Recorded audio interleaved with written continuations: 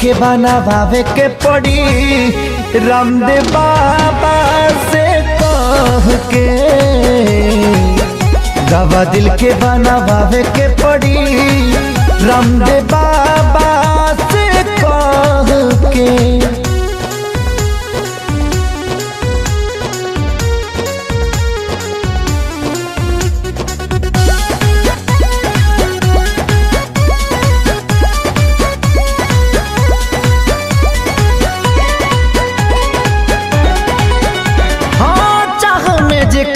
तबाह भइल जिंदगी जिए मरे से बेपरवाह भइल जिंदगी।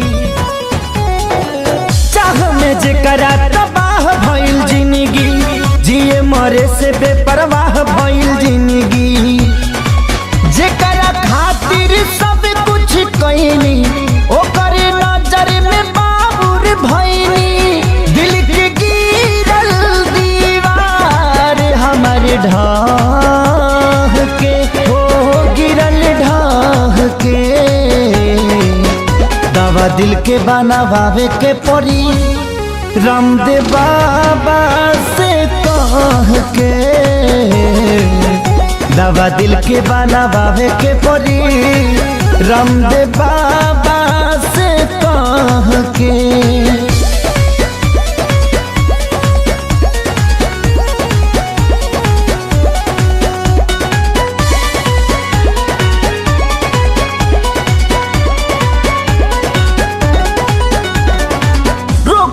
ऐसन वियोग के धरैलस जहर भी खैनी असर नाही कैलस। हाँ रो गई ऐसन वियोग के धरैलस जहर भी खैनी असर नाही कैलस।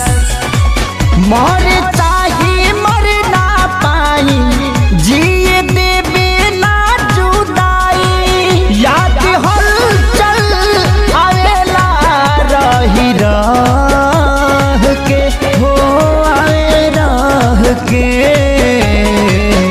दवा दिल के बनावे के पड़ी रामदेव बाबा से कह के।